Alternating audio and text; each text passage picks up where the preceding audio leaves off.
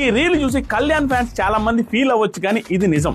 కళ్యాణ్ వాళ్ళ ఫ్యాన్స్ కి మందార పూలు చెవిలో పెడుతున్నాడా అని అనిపించింది. కళ్యాణ్ మనిషిగా చాలా మంచోడు, అది క్లియర్ గా కనపడుతుంది. కానీ తనకి విన్నింగ్ ఛాన్సెస్ ఉన్నాయని క్లియర్ గా చాలా మంది హింట్స్ ఇచ్చారు. డైరెక్ట్ గా మనీష్ వచ్చి మందార పూలు చెవిలో పెడుతున్నారు, వాళ్ళని నామినేట్ చేస్తే నువ్వు విన్నర్ అవుతావు, నువ్వు సెకండ్ పొజిషన్ లో ఉన్నావు, తనుజ ఫస్ట్ పొజిషన్ లో ఉందని చెప్పిన తర్వాత కూడా ఈ రోజు చూస్తే నెంబర్ 2 పొజిషన్ లో ఉన్న వ్యక్తి నెంబర్ 1 పొజిషన్ ఆవిడ నెంబర్ 1 పొజిషన్ లో పెడతారు అసలు ఎపిసోడ్ లో. అండ్ అన్నిటికంటే మోస్ట్ డిసప్పాయింటెడ్ థింగ్ ఏంటంటే కళ్యాణ్ విషయంలో తనకి తాను స్టాండ్ తీసుకోలేకపోవడం. రమ్య గారు అన్నప్పుడు స్టాండ్ లేదు, మాధురి గారు అన్నప్పుడు స్టాండ్ లేదు. ఈ వారం కూడా దివ్య గారు 2 సార్లు మాట ఇచ్చి తప్పినా కూడా నాకు సార్ ముందు నవ్వుతూ ఉన్నాడు. రేపు నామినేషన్ లో కూడా దివ్య గారు నామినేట్ చేయలేదు. కళ్యాణ్ లో ల్యాక్ అయిన విషయం ఏంటంటే తన మీద ఏదైనా నిందపడ్డప్పుడు పౌరుషంగా దాని మీద మాట్లాడట్లేదు.